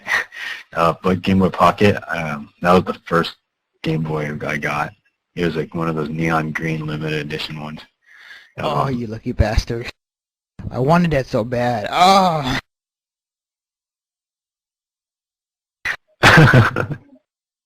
Yeah, I only managed to get the blue one, or like the plain blue Game Boy Pocket. But yeah, it is cool to see that the Game Boy is getting inducted to the Toy Hall of Fame. So, congrats to the Game Boy and many years of more success. Okay, so moving right along onto this next story that I bring up. Okay, all right, I'm gonna pronounce this wrong. I'm gonna butcher the name like I always do, unless I say it slowly. Oshi's Musashi holds U.S. premiere in San Francisco. Basically, there is and I was kind of reading this, so it's pretty awesome. It's an anime documentary of sword fighting tactics. I want to say technician, but it's not it. It's whatever. Tactician. Yes. Musashi Miyamoto will hold its American premiere at the Forbes San Francisco. Oh, it is Miyamoto. Oh, okay. But Slow down, breathe, and then say it. But I want to get through this. Alright, sure. Okay. They are holding its American premiere at the 4th San Francisco International American Festival on Saturday, November 14th. This film that and it's being helped and created by the guy who did Ghost in the Shell, the Sky Crawlers, and Evelyn. But Miyamoto is a legendary swordsman who pioneered in the style of the two-sword fighting and wrote the Book of the Five Rings. So I didn't know this was going to come out, nor did I know that the fact it's an anime documentary, which makes things a bit more cooler or interesting. But this is coming out in San Francisco on November 14th. So, yeah, actually, you know what? After reading this, I'm actually going to check it out. What's today? The 6th? Yeah, I'm actually going to check this out. So, I know... 7th. Oh, 7th. I know you're a bit of a sword nut, Nate, but, Would you check this out if you had the chance? A little? And I guess, I don't know. It would be interesting. It's an anime documentary. So, yeah. So if you guys in the Yeah, true. so you guys in the area, check it out for us. Tell us what you think, and then we'll, if it's good vibes and everything, then we'll go check it out probably. That, or if you donate money to us to go, then we'll happily go for you guys.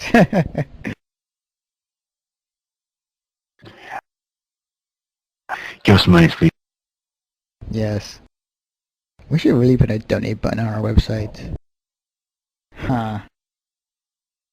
Yeah. Yeah, so maybe when we get our domain name, but yeah. Anyways.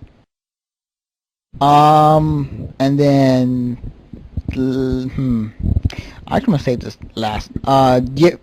Do you want to pitch in your quick stories real quick, Nate? Don't you have one more story? I do, but I want to make this the last one because it's interesting and a bit weird.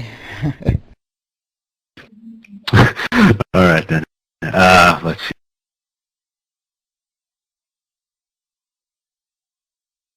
I'll go with the anime news.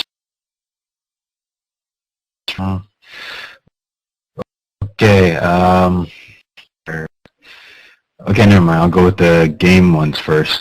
To all the MMO fans out there, seems like the FPS most popular game out there right now is called Alliance of Valiant Arms. Due to the using the Unreal Engine, it's become the most popular FPS shooter out there at the moment. And even though they didn't really expect it to be that popular, it's become popular not because of what they expected to, because they into a Counter-Strike clone. They really expected, they had more anticipation for it. They had it on, well,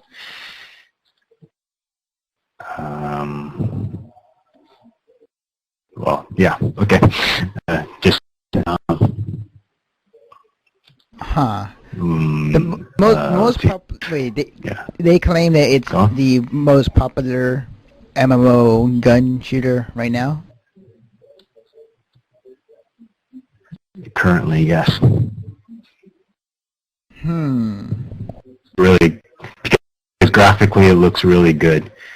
And also it has a current fighting mode called escort mode, where you have to escort a tank from point A to point B. One team has to protect it, the other team and the tank within a certain time limit. The question is it free?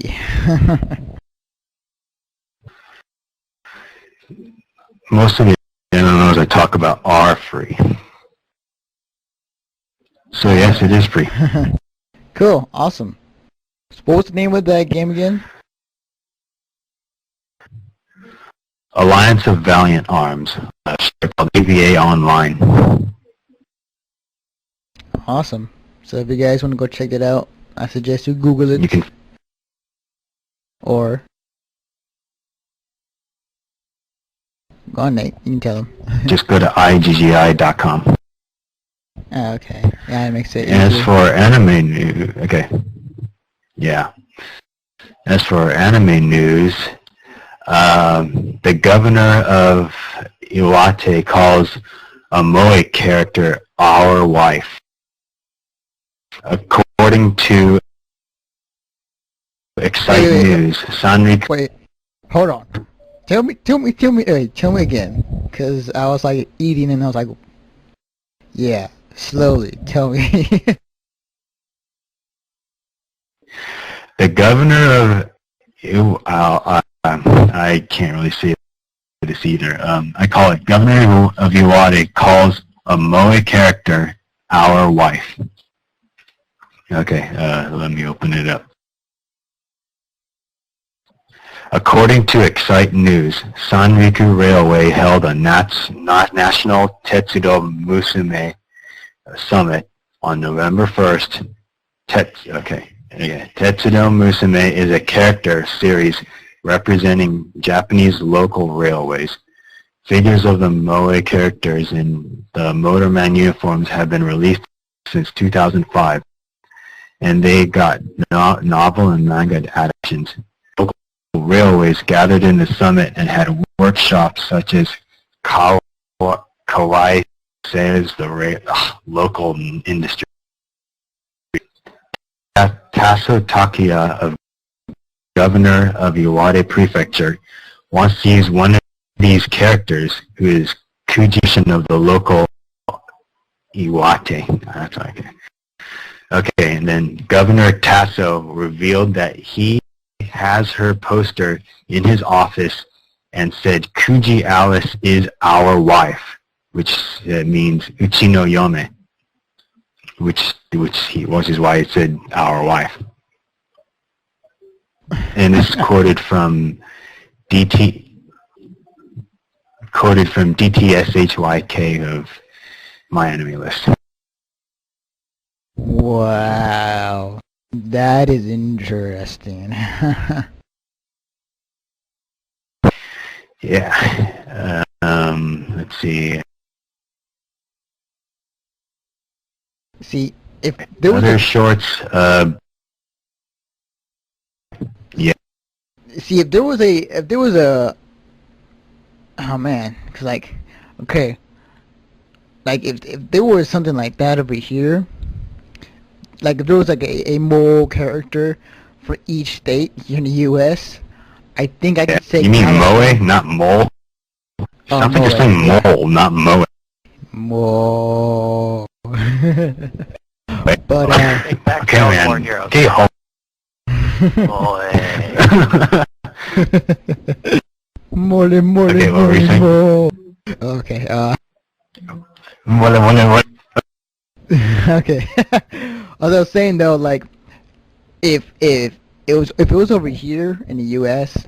and each state over here had its own wife, I think California. I think California would have a. Well, first of all, California, the girl have to be in a bikini. Has to be at least sunbathed. What else? The qualifications. She must have at least big boobs. I'm actually, the more I think about it, I think California would be Yoko.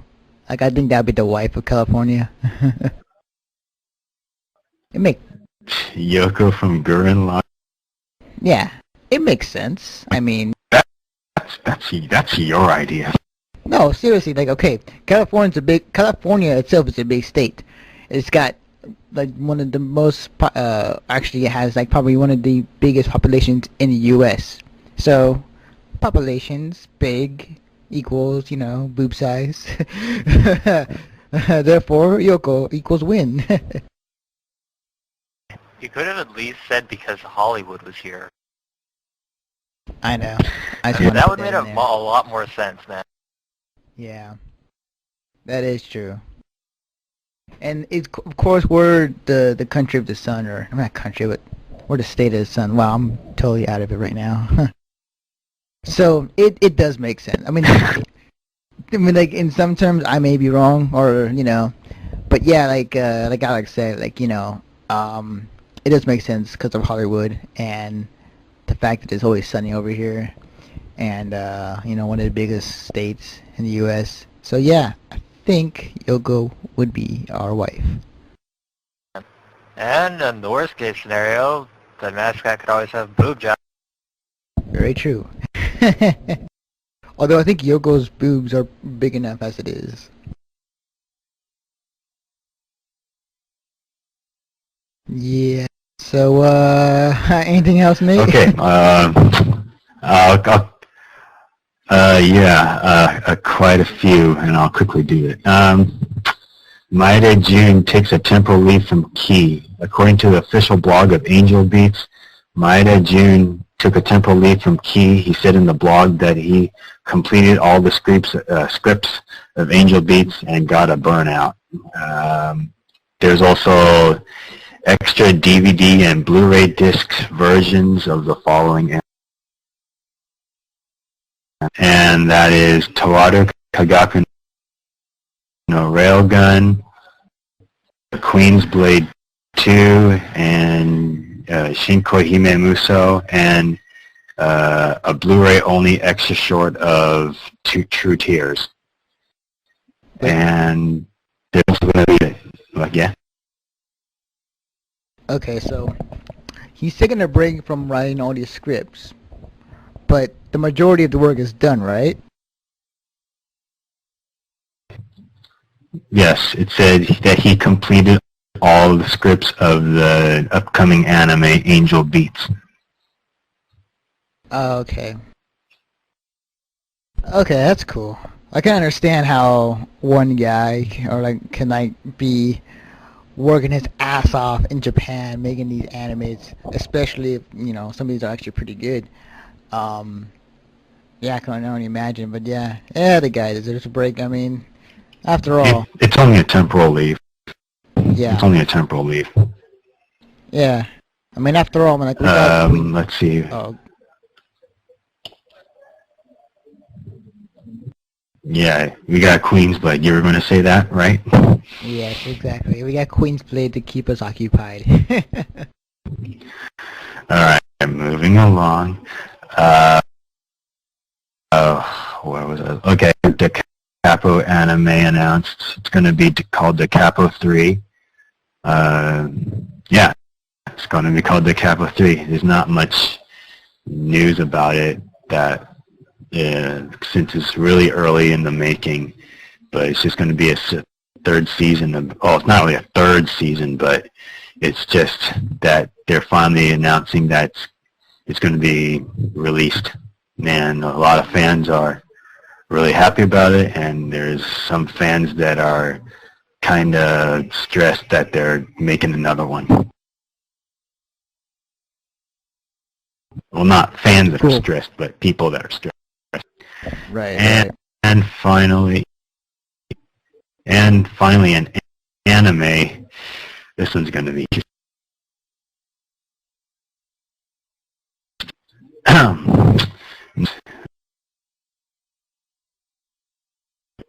Nojiri Hosuke to commercialize Sora no Otoshimono's flying panties. Okay, according to the Twitter post of Nojiri Hosuke, the novel author of Rocket Girls, he will commercialize a panty-shaped toy plane inspired by the ending animation of Sora no Otoshimono Episode 2. Nojiri was deeply impressed by the ending animation and created a rubber band-powered toy plane to reproduce the flying pants. He said he cannot disclose anything concrete about the project, but he will do his best to meet Soroto's fans' expectations. Everything is secret. Question is... Wow. Here's my question. Will they, first off, be female underwear that he's inspired to make? That's a stupid question. Do you guys wear panties? I know. Do you? Never... Hey, I'm just saying, Wear panties? Dude, it's a friggin' toy. Alright. And here's my second question. Because my mind's already there. Will they be used panties?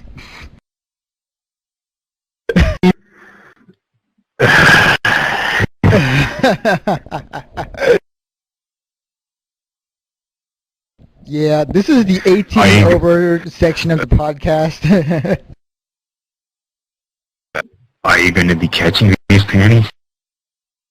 No, although if they, I don't know if they, I don't know, it'd be kind of weird to see them in the air, but like, yeah, I don't know, maybe.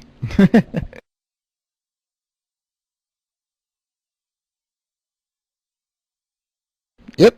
So, Dead interesting. silence. Okay. Yeah.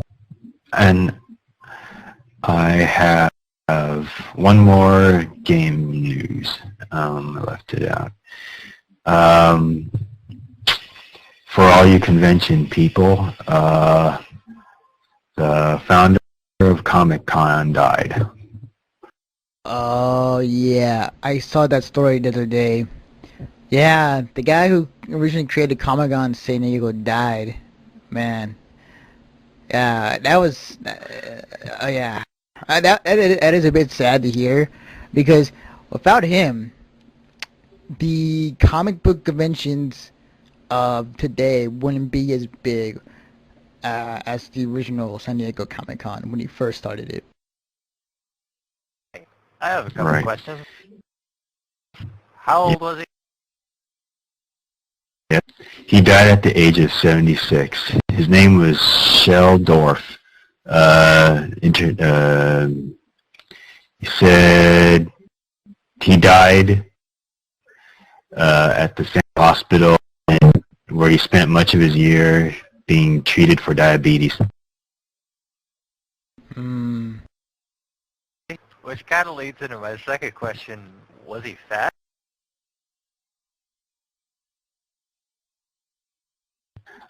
I do not know. From the picture I saw, he wasn't really that fat. Maybe like a little husky, but not like overweight fat nerd. All right, because we all know that kind of stereotype that goes around. Oh yeah. In America, yeah. Yeah. Man. Because, I mean, if it was like some 50-year-old guy who died of a heart attack from chowing down on too many cheeseburgers, that would actually be kind of funny.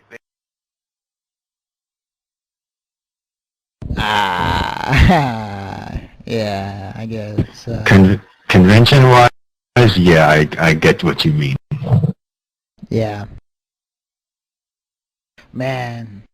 But, that's kind of sucks though, but, thanks to him though, we got tons of conventions, and people are starting to, well not starting to, but they kind of, realize more and more of these conventions pop up every so often, and like tons of people come together, whether it be comic books or anime. So, it is pretty cool. I mean, not cool. I mean, it is sad to hear that he died, but, thanks to him, we have what we got today.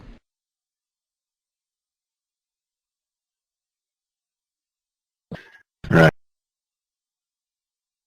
Cool. So, yeah. I'm going to end this podcast with this last news story that I brought up today. And, it's rather interesting, if I might add. Okay. Go on. JJ. Oh, yeah, that's right. Yeah, thank you. Bravo. Okay. Here, J.J. Abrams, the director who did Star Trek, the 2009 version, Lost, and Alias, has been reported as the director and producer for this Hasbro film that's based on the Marconauts action figure line. And these toys were 1976, 1980 Marconauts toys from the defunct Mego Corporation were actually rebranded Marco Man action figures from the Japanese toy company Takara, now a part of Takara Tomy. And then like later on, like in 1998 to 2000 in Japan, they actually based an anime series off these toys, which spawned for 52 episodes. And it came out in 1999, but that is interesting because like I'm looking at the picture and it looks like pretty much Transformers, but like instead of vehicles transforming into humans, it's like humans in robotic armor, and yeah, from the looks of it. But the thing about it, if J.J. Abrams does, I mean, like if he works on this, I think this may be even be better than a Transformers movie.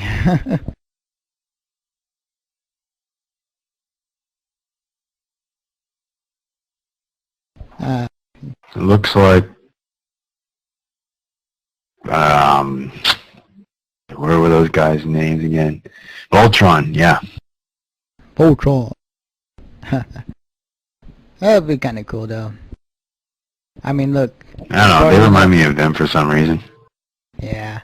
I mean, look, as far as we know, Transformers 2, the Michael Bay film, yeah, I think, tons of explosions and kind of, just like some things that were kind of off and just like didn't make sense. Like, the part where, the girl in the college room, like was trying to get the main guy, but then she transforms into a robot, which was like, yeah, it didn't make sense. Like, yeah, I don't know.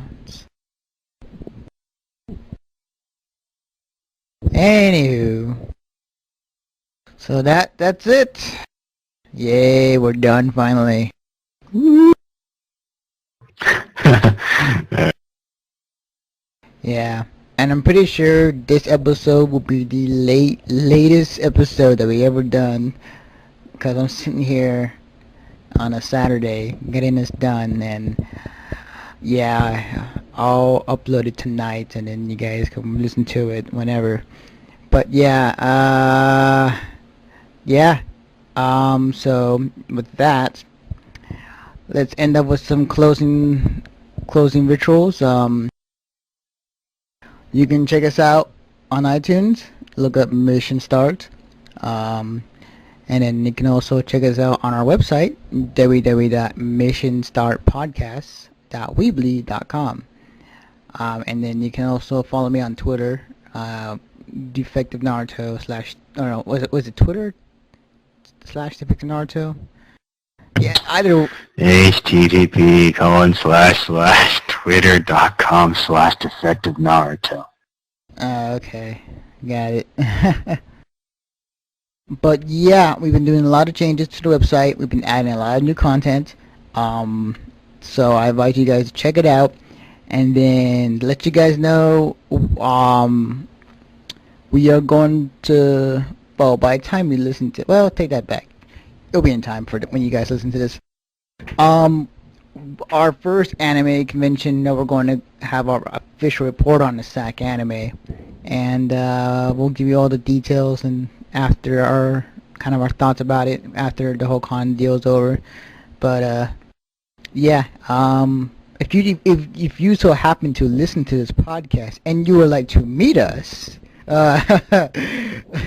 SAC anime is gonna be on it's on the January 8th, 9th, and 10th. You can go check out the details on our website. It'll be up. Just go check out the convention report tab and check it out. But yeah, so basic social rules apply. Pretty much. So any closing thoughts, you guys, before we sign out? Props to the news and my anime list and mmosite.com or net for finding the news. Cool. Alex? I wish I had a burger. And Me too. That's my Me closing three. thought. Alright then. Let's go get you a burger. Alright, man. So this is Anthony, Alex, and Nate signing off. And see you whenever we have time. We will talk.